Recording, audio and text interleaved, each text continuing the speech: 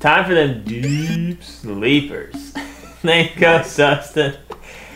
This show is going to really help you with the late round guys. That's where you really can grab the guys that can help you win your fantasy championship. It's not who you draft in the first few rounds that's going to win you the championship. It's the late round guys.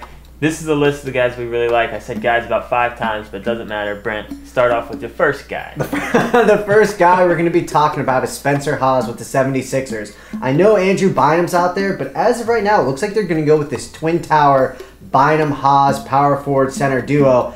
And Hawes was great last year when he was playing. Bynum being there, sure, it might hinder him a little bit, but they're going to be double teaming Bynum. He'll probably get chances for offensive rebounds and putbacks. Really like Hawes as a late round pick. Could be a sneaky double-double guy for you. Next guy, we got Vasquez for New Orleans. He's going to be the starting point guard out there. Loves this guy. I really like his chances. Loves him. Former first rounder out of Maryland. Maryland fan, you got to love that. Jarrett Jack's been shipped out of town. Vasquez has a great opportunity right now to show us what he can do. And we got the minutes last year. Not too shabby. I'm not saying anything crazy, but I definitely think top 15 point guard is going to be very possible for Vasquez this year. Next, top 15. Bold call. Right. That'll be on the bet show. Next guy we want to talk about is Mullins out there with Charlotte. He had showed really good flashes last year of playing extremely well. And he's going to be taking the power forward while you have Bismack Biyombo at center there.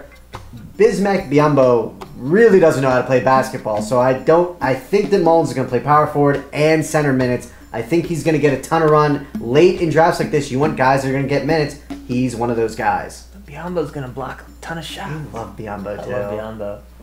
Just like him. I like him.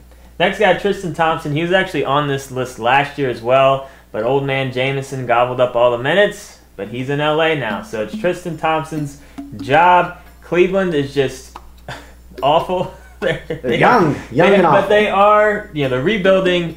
Thompson's going to get all the minutes he can handle. I think double-double definitely is possible for him this year. He's going to help you out in blocks as well. He's a great late-round guy to draft. All right, next guy we're going to be talking about is Turkoglu out with Orlando. Dwight Howard's gone, and any time that it's kind of been Turkoglu's team where he can run that point forward type of deal, he's actually put up really good numbers. Of course, he's a little bit older now, so that's why he's on the deep sleeper, not the sleeper list. But again, he's a guy late that you can grab that if he does take that point forward role, you're looking at, decent amount of points, decent amount of assists. He's going to hit threes. He's kind of a utility, does it all kind of bigger guy, so that's why he's on the list.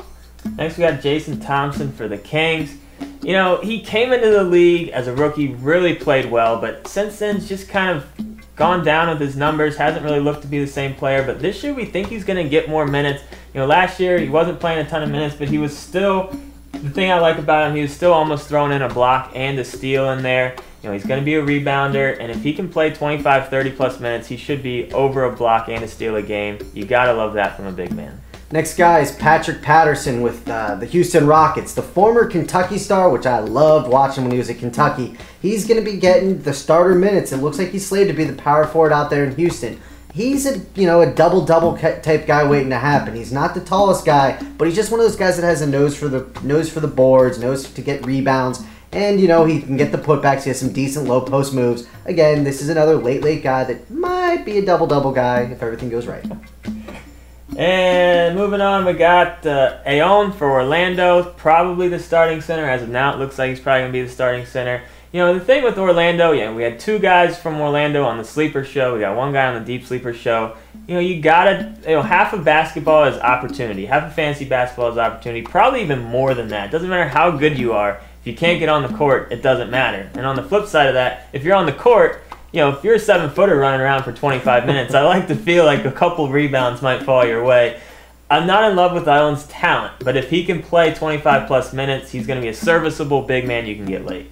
And the last guy I'm talking about is Trevor Booker with my Washington Bullets. Booker, when he was drafted a couple years ago, I wasn't a big fan. He was an undersized, but again, he's just one of those guys who's got a big motor, a lot of heart. John Wall's going to be missing the beginning of the season, so there's plenty more shots to go around. I think Booker gets a decent amount of minutes. Obviously John Wall doesn't affect that much, but he's going to get minutes because he's been playing well. Side note, Dust doesn't know about this. Bradley Beal, I want to throw him out there, the rookie for the Bullets. I loved when he slipped to the Bullets. I think he's going to have a great career.